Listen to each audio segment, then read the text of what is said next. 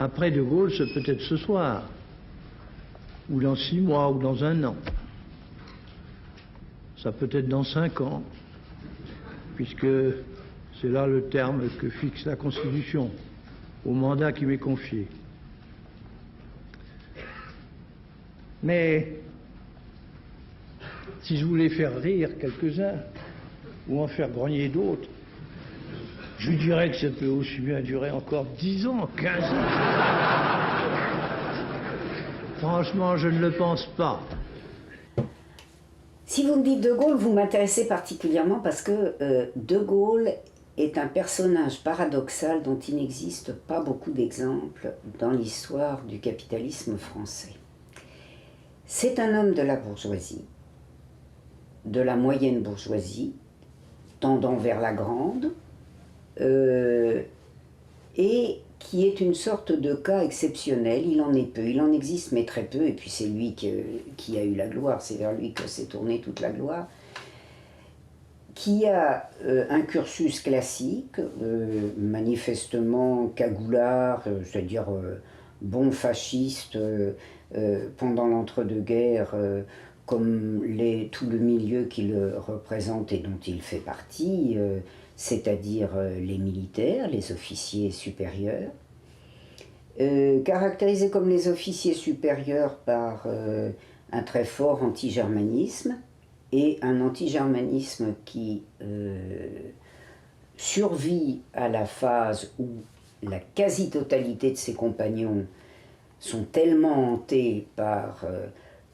tout risque de mise en cause du statu quo que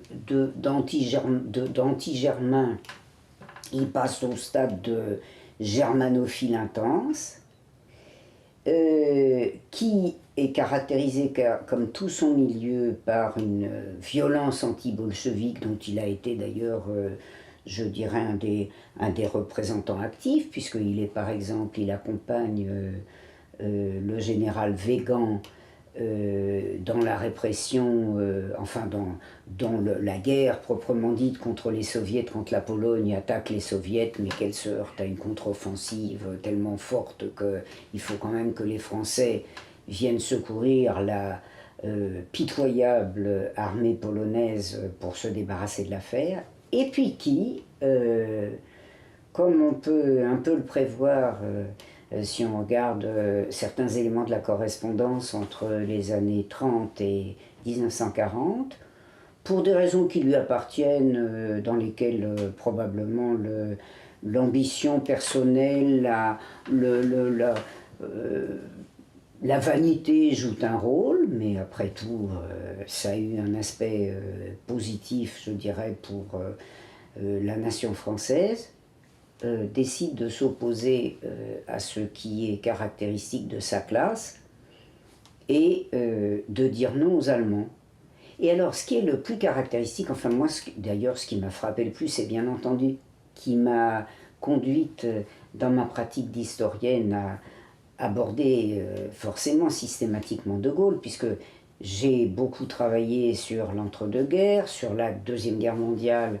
et sur l'après-guerre, parce que j'ai commencé ma carrière d'historienne, de chercheuse par l'après-guerre, ce qui est le plus caractéristique, c'est cette espèce de rapport de haine féroce entre De Gaulle et la partie la plus élevée de sa classe sociale, c'est-à-dire le capital financier, qui le hait, qui se bagarre avec lui de 1940 contre lui de 1940 à 1944, avec les Allemands, puis avec les Américains, et quelquefois d'ailleurs en même temps, parce que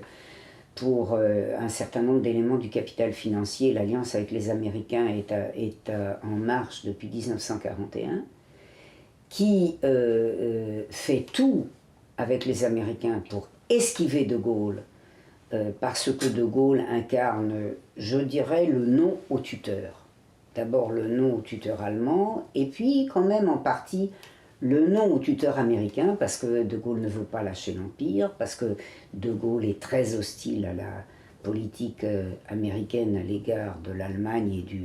de l'avenir de l'Allemagne, et pourtant une grande bourgeoisie qui a eu besoin de lui,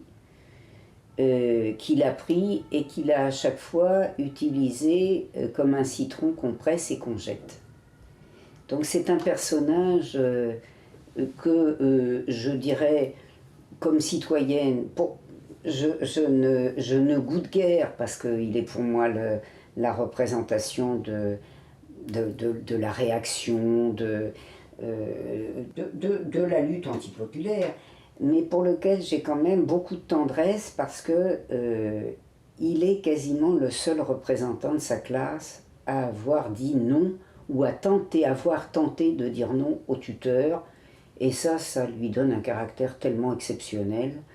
que même quelqu'un politiquement de très éloigné de lui est conduit, c'est mon cas,